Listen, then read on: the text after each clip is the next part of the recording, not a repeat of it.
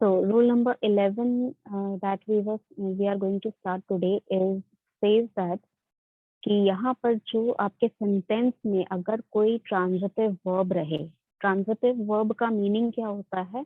Transitive verb का meaning होता है वो वर्ब, वो काम जो जो जो सेंटेंसेस में सब्जेक्ट भी आप ही रहें, ठीक है, और ऑब्जेक्ट भी आप ही रहें। इसका क्या मतलब हुआ कि अगर मैं कोई काम कर रही हूँ तो उसका असर मुझ पे ही पड़ रहा है। For example, I am enjoying my self very much, ठीक है, इसका मतलब मैं खुद ही इंजॉय कर रही हूँ अपने आप में, मुझे किसी और की जरूरत नहीं है, ठीक है। हो सकता है मैं कोई बुक रीड कर रही हूँ या अपने में कुछ इंटरटेनमेंट कर रही हूँ, गाना गा रही हूँ, कुछ भी कर रही हूँ, I am enjoying bye my self, ठीक है। तो यहाँ पर जो काम हो रहा है वो मैं खुद ही कर रही हूँ और उसका इफेक्ट भी मुझी पे पड़ रहा है। तो both the cases subject as well as object is the same person, ठीक है। तो यहाँ पर ट्रांजिटिव वर्ब उन्हीं को कहते हैं जहाँ पर सब्जेक्ट ऑब्जेक्ट सेम है। तो ट्रांजिटिव वर्ब जब भी आपके सेंटेंस में यूज होते हैं तो उन्हें सेंटेंस को कंप्लीट करने के लिए या सेंटेंस में अगर कोई प्रोनाउन यूज होता है तो उस सेंटेंस में हमेशा रिफ्लेक्सिव प्रोनाउन यूज करते हैं। If you are having a sentence with transitive verb, reflexive pronoun should be used in that particular sentence. Reflexive pronoun क्या होते हैं? Myself, yourself, himself, herself, itself, ये सारी चीजें आपके, ये सारे वर्ड्स जो हैं ये आपके रिफ्लेक्सिव प्रोनाउन है for singular pronoun, sorry singular noun. Plural के लिए ourselves या फिर themselves, these are the one that will be that you use for plural pronoun। Example में आप देख रहे हैं कि एक इनकरेक्ट है, एक करेक्ट वर्ड है, that is she removed from the meeting. यहाँ पर ना तो कोई हेल्पिंग वर्ब है, ना ही कोई रिफ्लेक्सिव प्रोनाउन है जो कि ये शो कर सके कि इस सेंटेंस में एक्चुअली किसने क्या किया, ठीक है। इस सेंटेंस से आपको पार्शियल मीनिंग कन्वे हो रहा है, पूरा मीनिंग नहीं। इस सेंटेंस में सिर्फ इतना बताया गया है कि वो कोई एक लड़की है, वो मीटिंग से रिमूव हो गई है या खुद ही उसे कर दिया गया है, दैट यू डोंट नो, बस वो रिमूव हो गई है, ठीक है। तो नेक्स्ट सेंटेंस क्या है कि she removed herself from the meeting, मतलब उसने खुद ही को मीटिंग से रिमूव कर लिया है। तो इन दैट केस यहाँ पर रिमूव जो है वो आपका ट्रांजिटिव वर्ब हो जाएगा और हरसेल्फ जो है वो रिफ्लेक्सिव प्रोनाउन जो कि इस सेंटेंस के अकॉर्डिंग आपका लगा है। अंडरस्टूड? यहाँ पे केस क्या हो जाता है, देखिए अगर आप रिफ्लेक्सिव प्रोनाउन नहीं यूज करते हैं और हेल्पिंग वर्ब भी यहाँ नहीं लगा है तो इसका मतलब सेंटेंस जो होता है वो इनकम्प्लीट है। यहाँ पर जो मीनिंग कन्वे करना चाहिए वो मीनिंग कन्वे नहीं हो पा रहा है, ठीक है। सेंटेंस ग्रामेटिकली भी करेक्ट हो जाता है और सिमेंटिकली भी। तो she removed herself from the meeting में रिमूव्ड आपका ट्रांजिटिव वर्ब हो जाएगा। इसका मतलब जिसने काम किया और जिसके ऊपर उसका असर पड़ा वो दोनों ही सेम पर्सन है। और इसके साथ रिफ्लेक्सिव प्रोनाउन आपका हरसेल्फ इसलिए यूज हुआ है क्योंकि यहाँ पर शी लगा है। तो शी यानी कि कोई फीमेल है, तो फीमेल का रिफ्लेक्सिव प्रोनाउन क्या होता है या प्रोनाउन जो भी उसके लिए यूज होता है शी के लिए, that is your her, herself या जो भी उसका हर रहेगा, ये सारी चीजें उसके सिमिलर में, ठीक है। जो उसका सिमिलर केस है, फीमेल के लिए फीमेल वाला यूज करना है तो रिफ्लेक्सिव प्रोनाउन फीमेल के लिए हरसेल्फ रहेगा, ठीक है। 11 नंबर क्वेश्चन, 11 नंबर रूल में किसी को भी कोई डाउट है? If you have any doubt तो रेज योर हैंड और you can write it in the chat box. Chat box में आप लिख के बता दीजिए क्या डाउट है आपका। रूल नंबर 12 कहता है कि इफ देर इज हु और whom, दोनों ही आपके सेंटेंस में हो, एक साथ या अलग अलग। अगर एक सेंटेंस में whom है, who है, सॉरी WHO who है, तो इसका मतलब ये होता है कि उस सेंटेंस का वो सब्जेक्ट है या सब्जेक्ट को डिनोट कर रहा है, ठीक है। या तो वो खुद ही सब्जेक्ट है या फिर वो सब्जेक्ट को डिनोट कर रहा है। इसका मतलब क्या कि who gave you that bag, इसका मतलब कि आप उस इंसान के बारे में पूछ रहे हैं जिसने यू को बैग दिया, ठीक है। दैट मीन्स यहाँ पर जो आंसर रहेगा वो आपका प्रॉपर नाउन रहेगा, ठीक है। 90% ऑफ द केस अगर आपको पता है कि किसने दिया है तो आप उसका नाम बताएंगे, दैट मीन्स आपका यहाँ पर answer proper noun most of the cases में रहेगा। अगर आप यही क्वेश्चन whom के साथ फॉर्म करते हैं, थोड़ा सा स्ट्रक्चर डिफरेंस होगा, लेकिन whom के साथ ये स्ट्रक्चर अगर यही क्वेश्चन फॉर्म इसी तरह के वर्ड्स यूज करके फॉर्म हो तो whom did you gave the bag, whom did you gave the bag, ये मैं यहाँ राइट करके बता देती हूँ, whom did you give the bag। इसका मतलब क्या हुआ कि तुमने किसको बैग दिया, यानी कि तुम जो हो गए वहां पर सब्जेक्ट हो गया और जिसको बैग दिया यानी कि whom जो हो गया वो ऑब्जेक्ट हो गया, ठीक है, वो ऑब्जेक्ट हो गया। तो ऑब्जेक्ट यहाँ पर रेफर करने के लिए या डिनोट करने के लिए हम whom यूज करते हैं, सब्जेक्ट रेफर करने के लिए या डिनोट करने के लिए हम who यूज करते हैं, ठीक है। यहाँ पर अनदर एग्जाम्पल है whom का। He saw the faces of those whom he loved at his birthday party, यानी कि उसे उन लोगों के चेहरे दिखे, किनके चेहरे दिखे, जिन्हें वो पसंद करता है या जो उसके बहुत ज्यादा करीब हैं। तो all those people who he loved was at his birthday party। तो whom यहाँ पर आपका ऑब्जेक्ट हो गया, he आपका सब्जेक्ट है, ठीक है। So it is a predicate nominative, which means that a noun in the predicate that renames or refers to the sentence's subject।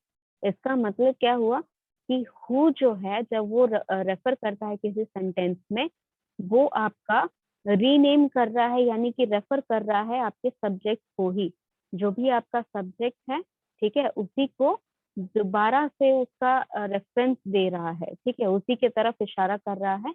तो this is who I am, तो आई यहाँ पर आपका सब्जेक्ट हुआ और उसी को हु रेफर कर रहा है, ठीक है। This is who I am का मतलब हु भी मैं ही हूँ, आई भी मैं ही हूँ, ठीक है, दोनों सेम चीज है।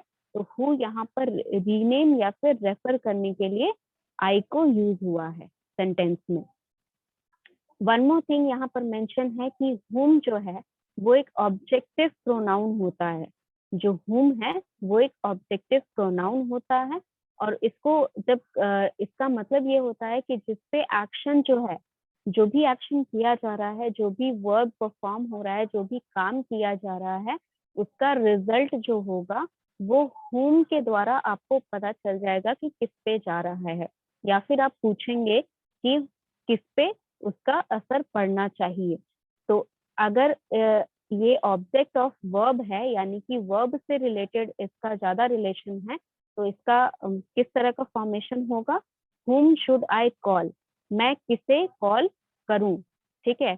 तो मैं कॉल कर रही हूँ, किसे कॉल करूं ये बताना है, तो यहाँ पर whom जो हो गया वो ऑब्जेक्टिव प्रोनाउन हो गया, ठीक है। It is the object of preposition। prepositions क्या क्या होते हैं, prepositions which tell you the place of your noun, आपका नाउन कहाँ है ये आपको prepositions बताते हैं। तो prepositions में to, on, of ये सारी चीजें आती हैं, ठीक है। तो from whom did you get this information, from is your pronoun, sorry preposition, and whom यहाँ पर यूज हुआ है किससे तुम्हें ये इंफॉर्मेशन मिली, ठीक है। तो यू यहाँ पर अगेन यहाँ पर सब्जेक्ट है और ऑब्जेक्ट ऑफ प्रेपोजिशन, क्योंकि whom का रिलेशन यहाँ फ्रॉम से है, ठीक है, तो फ्रॉम प्रेपोजिशन है, इसीलिए यहाँ पर ऑब्जेक्ट ऑफ प्रेपोजिशन कहा गया है इसमें। Any doubt related to rule number 12? Main rule यही है रूल नंबर 12 में कि हु जो होता है वो सब्जेक्ट को डिनोट करता है, whom जो होता है वो ऑब्जेक्ट को डिनोट करता है, ठीक है। Rule number 13, if you are having any doubt just raise your hand or you can write in the chat box, and again I'm saying all the students have switched on their cameras। बार बार क्यों बताना पड़ता है बच्चे ये बात आपको, आप लोग सुनेंगे नहीं सुनोगे कुछ पता नहीं चलता है, you are not being responsive. ठीक है। If two or more single nouns are connected by either or, neither nor या फिर और। पहली बात तो ये कि आइदर और नाइदर नॉर के साथ आप कभी भी दो से ज्यादा चीज कनेक्ट नहीं कर सकते हो। तो किसके साथ कर सकते हो? और के साथ कनेक्ट कर सकते हो। ठीक है। दूसरी चीज, आइदर और, नाइदर नॉर और, ये सारी चीजों का मतलब यही होता है कि आपके पास जितने भी गिवन नंबर ऑफ ऑप्शंस हैं उनमें से कोई एक ही ऑप्शन चूज होगा या फिर कोई भी ऑप्शन चूज नहीं होगा। एक से ज्यादा ऑप्शन चूज करने का यहाँ पर कोई पॉसिबिलिटी नहीं होती है। आइदर और या फिर और अगर यूज कर रहे हो तो इसका मतलब है कि आपके पास जितने भी नंबर ऑफ गिवन ऑप्शंस है उसमें से कोई एक ऑप्शन चूज होगा। नाइदर नॉर का मतलब ये हुआ कि उसमें से कोई भी ऑप्शन चूज नहीं होगा। अंडरस्टूड? तो यहाँ पर एग्जाम्पल में एक इनकरेक्ट और करेक्ट वर्ड है। यहाँ पर रूल ये कहता है कि आइदर और, नाइदर नॉर या फिर और से कनेक्टेड अगर आपका रहेगा सिंगुलर नाउन। ठीक है। सिंगुलर नाउन अगर आपके दो या दो से ज्यादा आइदर और, नाइदर नॉर और पे कनेक्टेड रहेंगे तो आपका जो प्रोनाउन यूज होगा वो प्रोनाउन हमेशा सिंगुलर के लिए यूज होगा।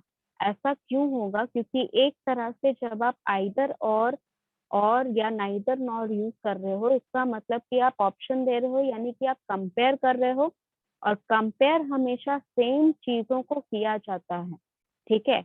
आप एक लिक्विड को सॉलिड से कंपेयर नहीं कर सकते हो। ठीक है। वाटर को आप सैंड से कंपेयर नहीं कर सकते हो। वाटर को आप ऑयल से कंपेयर कर सकते हो बिकॉज बोथ आर लिक्विड। तो इन सिमिलर केसेस जब आपके सिंगुलर नाउन रहेंगे यहाँ पर आइदर और, नाइदर नॉर और के साथ, तो आपका सिंगुलर प्रोनाउन ही यूज होगा। And you don't need to worry about different section. ठीक है। यहाँ पर अलग अलग तरह के अगर सिंगुलर नाउन दे दिए गए तो क्या करेंगे, वो सब चीजों के बारे में टेंशन लेने की जरूरत नहीं, क्योंकि यहाँ पर जैसे कि मैंने बताया कि कंपैरिजन एक तरह से किया जा रहा है दो ऑप्शन देकर या दो से ज्यादा ऑप्शन देकर। तो जब कंपैरिजन होता है तो सेम लेवल ऑफ थिंग्स में होता है। ठीक है। तो सारे जैसे यहाँ पर एग्जांपल में गिवन है, आइदर सीता और Rita will give her book. ये करेक्ट सेंटेंस है। यहाँ पर हर यूज हुआ है, इसका मतलब कि सीता रीता दोनों ही फीमेल ही हैं। तो यहाँ पर ऐसा कुछ नहीं होगा कि एक फीमेल एक मेल क्यों हो जाएगा, या फिर एक प्लूरल एक सिंगुलर अगर हो जाएगा, तो वैसा केस नहीं है। सारे जो जितने भी ऑप्शन हैं सब सिंगुलर रहने चाहिए और सब सेम जेंडर के ही रहेंगे, सब सेम कैटेगरी में ही रहेंगे, तभी आपका ये सेंटेंस स्ट्रक्चर फॉर्म होता है। ठीक है। इस टाइप के जो रूल्स हैं ये इस रूल के एक ही टाइप के स्ट्रक्चर को ये फॉलो करते हैं, जहां पर आइदर और या नाइदर नॉर या फिर और वाला स्ट्रक्चर रहे और दो या दो से ज्यादा सिंगुलर नाउन, सिंगल ही रहना चाहिए, प्लूरल नहीं रहेगा, सिंगल ही रहना चाहिए। सारे नाउन जितने भी यहाँ पर नाउन रहेंगे सब सिंगुलर रहेंगे, तो उनके लिए हम सिंगुलर प्रोनाउन यूज करेंगे। ठीक है। नेक्स्ट रूल, रूल नंबर 14, जहां पर आपका एक सिंगल और एक प्लूरल आ जाए। ठीक है। अगर यही ऊपर वाले केस में और या फिर नॉर के साथ सिंगल या फिर प्लूरल दोनों साथ में आ जाए, तब जो है हम प्रोनाउन जो है वो प्लूरल के लिए लगाते हैं। ठीक है। सिंगुलर वाले को छोड़ देंगे, प्लूरल वाले के लिए जो नाउन यूज होगा वही नाउन हम लगाएंगे। फॉर एग्जाम्पल, इनकरेक्ट स्टेटमेंट छोड़िए, करेक्ट स्टेटमेंट देखिए। आइदर द स्टूडेंट और his teachers failed in their duty. Their यहाँ पर लगा है जो कि टीचर्स के लिए यूज होना चाहिए था, स्टूडेंट के लिए नहीं। स्टूडेंट तो एक ही है। ठीक है। लेकिन फर्स्ट थिंग यहाँ पर स्टूडेंट का कोई जेंडर नहीं बताया गया है। ठीक है। और जैसे कि मैंने बताया था,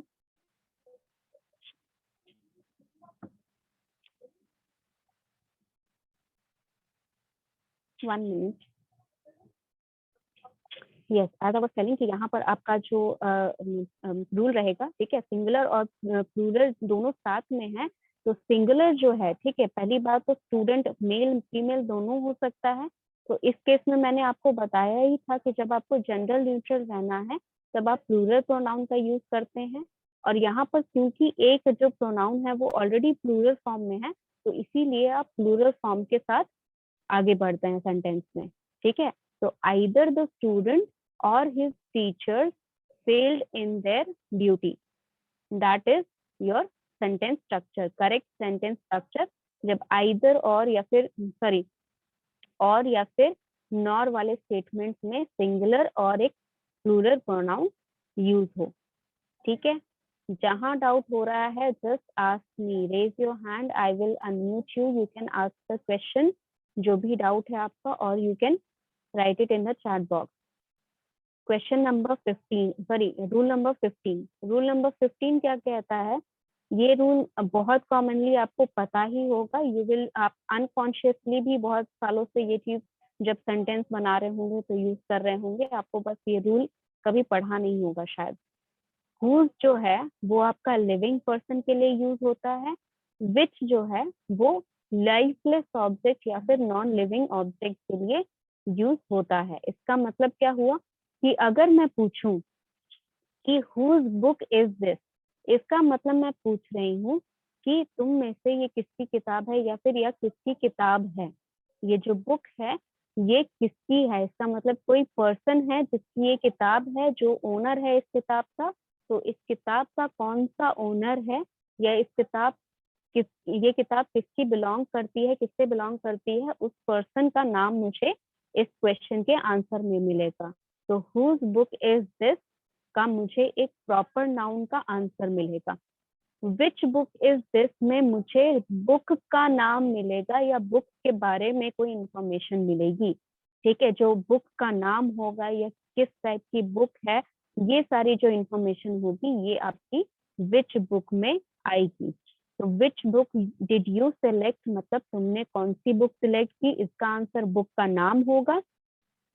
whose book is lying there में जो बुक वहां पर रखी हुई है वो किसकी है, वो पर्सन जिसकी वो बुक बिलोंग करती है, जिससे उस पर्सन का नाम इस क्वेश्चन का आंसर होगा। Understood? If you are having any doubt just tell me, ठीक है। रूल्स बहुत आसान है लेकिन कंफ्यूजिंग है, क्योंकि बहुत सारे रूल्स ऐसे होते हैं जो जनरल लाइफ में आपके यूज नहीं होंगे।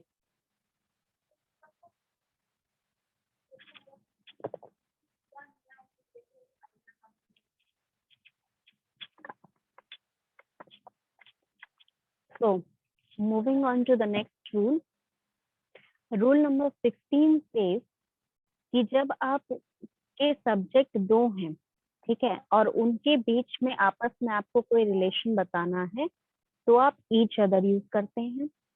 अगर आपके सब्जेक्ट जो हैं वो दो से ज्यादा हैं तो उस केस में आपका जो सब्जेक्ट रहेगा वो वन अनदर रहेगा। जब आपका उसको रिलेशन बताना होगा, सब्जेक्ट दो से ज्यादा है और उसके बीच का रिलेशन बताना है, तो वन अनदर रहेगा। For example, Sita and Rita do not like each other. Sita Rita आपके दो सब्जेक्ट हैं जो आपस में एक दूसरे को बिल्कुल भी पसंद नहीं करते हैं। वहां उस सिचुएशन में आपको ईच अदर यूज करना है। Understood?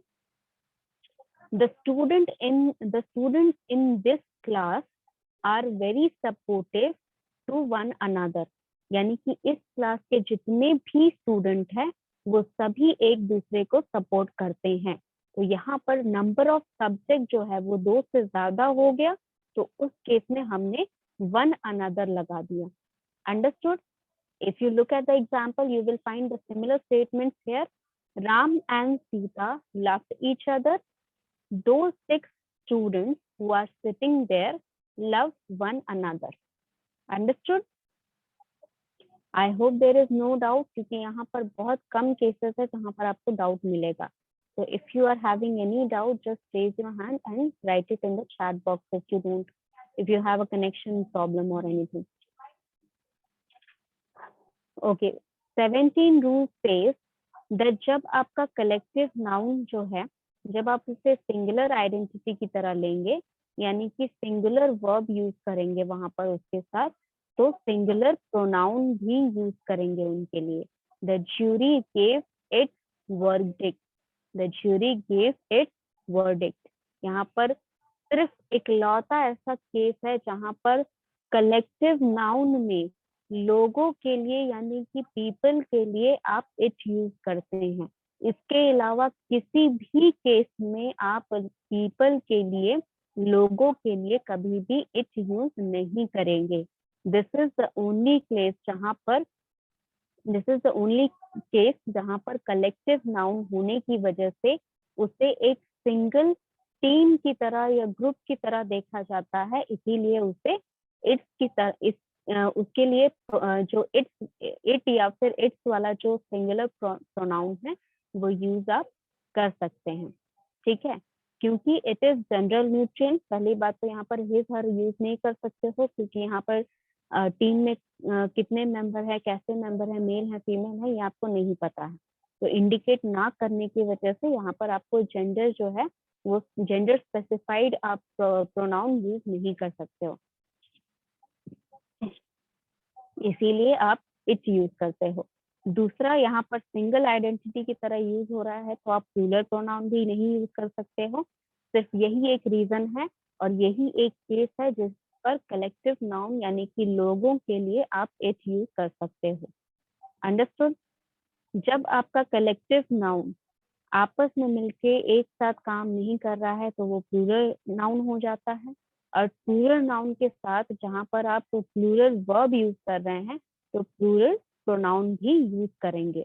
The jury were divided in their opinion, their आपका प्लूरल के लिए यूज होता है, इसका मतलब जो आपकी ज्यूरी है वो एक साथ मिलके कोई काम नहीं कर पा रही है या उनमें आपस में कुछ मतभेद हो रहा है, उनके जो इश्यूज हैं वो रिजॉल्व वो नहीं कर पा रहे हैं आपस में।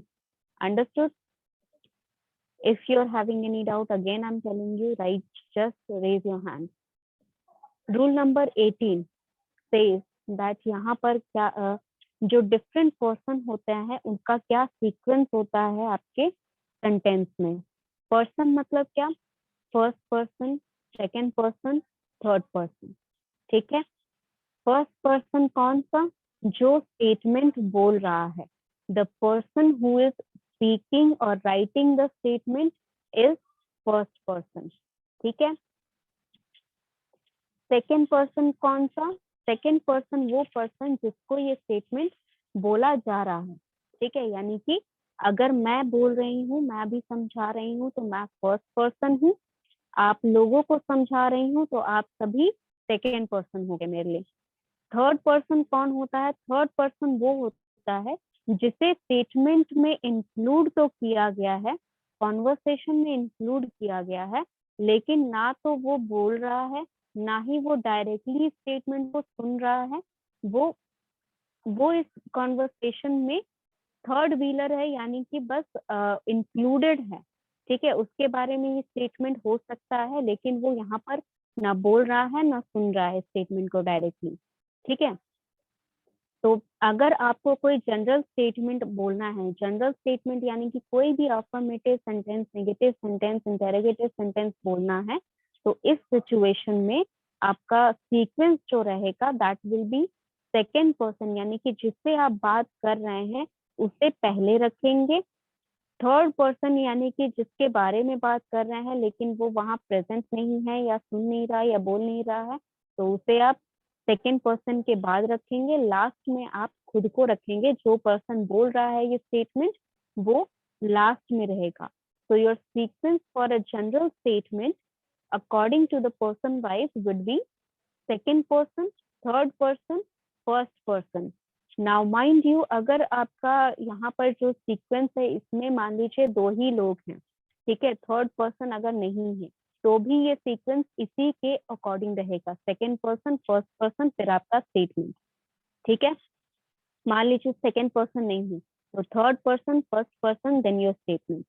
ठीक है, मान लीजिए फर्स्ट पर्सन नहीं है तो second person, third person, statement. ठीक है, वॉट एवर स्टेटमेंट इज, और उसमें जो भी आपके तीनों में से कोई भी आपके सीक्वेंस में रहे, ठीक है, तीनों पर्सन में से आपके कोई भी पर्सन सीक्वेंस में रहे तो you will have to write it according to this rule only.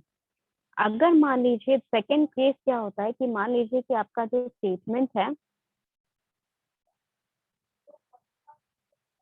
उस केस में क्या होगा कि अगर आपका जनरल स्टेटमेंट नहीं है, मान लीजिए कि अगर आप एक स्टेटमेंट बना रहे हैं जिसमें आप अपनी गलती बता रहे हैं या अपने साथ साथ किसी और की गलती बता रहे हैं या फिर कुछ एक्नॉलेज कर रहे हैं। एक्नॉलेज करने का मतलब क्या होता है कि कुछ जानकारी आप ले रहे हैं, कुछ एक्वायर कर रहे हैं, कुछ कन्फेस कर रहे हैं।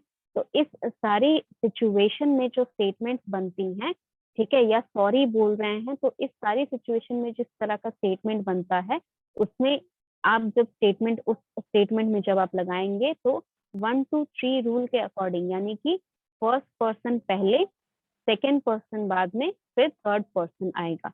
जैसे कि I, you and he are to appreciated, are to be appreciated, sorry,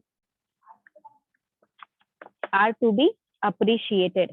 ठीक है, मतलब हमें आपको अप्रिशिएट करना चाहिए। ठीक है, I, you and he, हम तीनों को आपको अप्रिशिएट करना चाहिए। जनरल स्टेटमेंट का क्या एग्जांपल हो गया? You, he and I have finished the work। ठीक है, तुमने, उसने और मैंने, हम तीनों ने अपना काम खत्म कर दिया। ठीक है, I hope I am clear with all these statements. Rule number 19, rule number 19 says कि अगर आपको कोई स्टेटमेंट अफर्मेटिव बनाना है या पॉजिटिव स्टेटमेंट बनाना है तो उस केस में आपका जो वर्ड है सम वर्ड यूज होगा या उसके जैसा कोई वर्ड यूज होगा। ठीक है, और अगर आपका स्टेटमेंट नेगेटिव बनाना है या इंटेरोगेटिव बनाना है तो उस केस में आपका सम यूज नहीं होगा, एनी यूज होगा। ठीक है, for example I shall buy some mango. ठीक है, तो यहाँ पर ये अफर्मेटिव सेंटेंस है, पॉजिटिव सेंटेंस है, तो इस केस में आप सम यूज करेंगे। I shall not buy any mangoes, यानी कि यहाँ पर नेगेटिव स्टेटमेंट आ गया, नॉट लग गया मतलब नेगेटिव स्टेटमेंट आ गया, तो इस केस में आपका एनी लगेगा, सम नहीं लगेगा।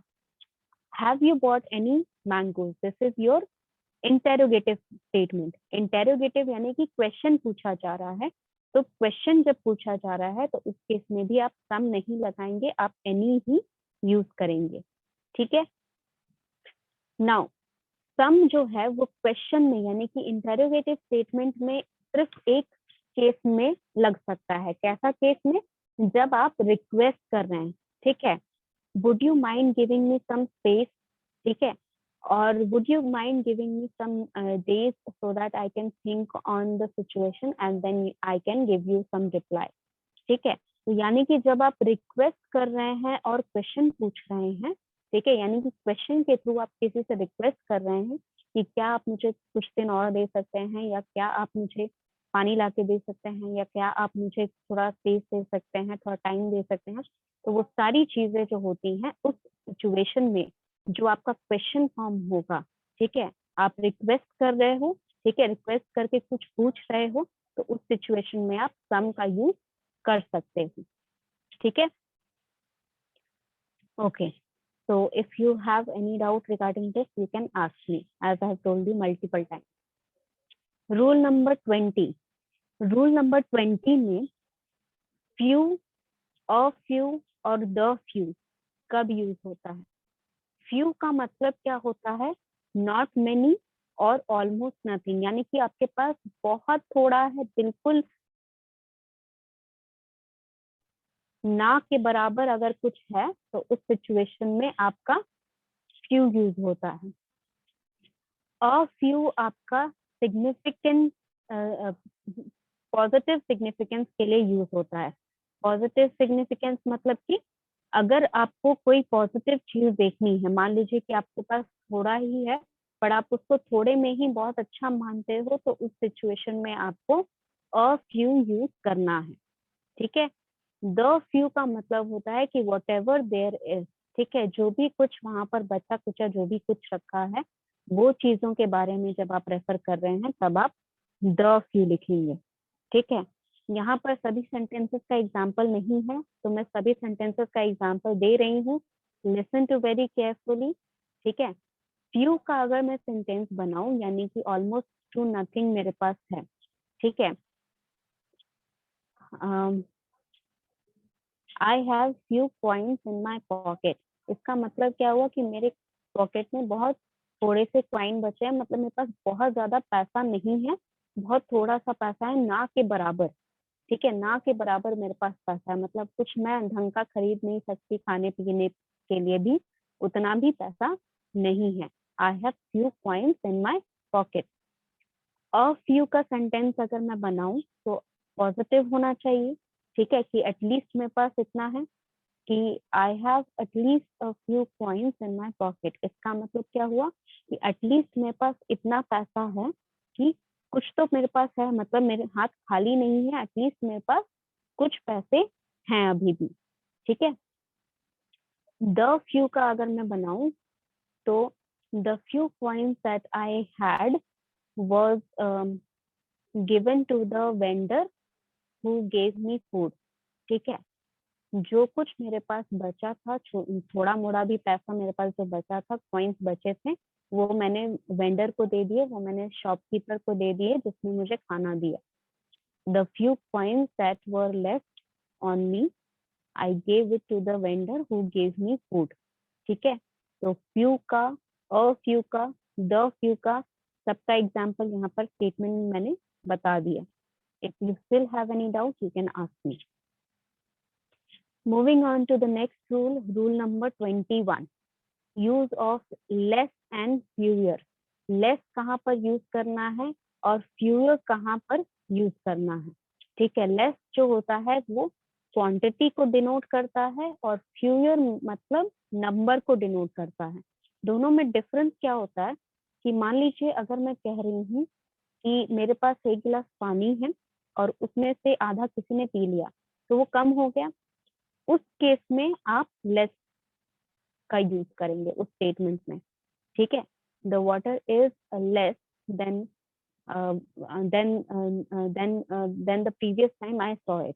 ठीक है, मैंने पिछली बार जब देखा था उस ग्लास को उससे कम पानी उसमें हो गया है। फ्यूअर मतलब कि नंबर से डिनोटेड होता है। ठीक है, जैसे I have there are fewer people going in the hospital than in the prior cases। ठीक है, in the second wave और first wave, मतलब फर्स्ट वेव और सेकेंड वेव में जितने पेशेंट्स गए थे हॉस्पिटल में उनसे कम पेशेंट जा रहे हैं हॉस्पिटल में अभी इस केस में। तो यहाँ पर नंबर ऑफ पीपल डोनेट कर रहा है तो नंबर में आप फ्यूअर लगाएंगे, और जब क्वांटिटी होगी, जब क्वांटिटी किसी चीज की कम हो रही है तो उस केस में आप लेस लगाएंगे। Understood? Let's take a look at the example. No less than 40 students were selected. ये इनकरेक्ट है क्योंकि यहाँ पर स्टूडेंट्स जो हैं वो काउंटेबल हैं। काउंटेबल है यानी कि नंबर ऑफ स्टूडेंट्स जो हैं फ्यूअर से डिनोट होने चाहिए। तो no fewer than 40 students were selected. ठीक है,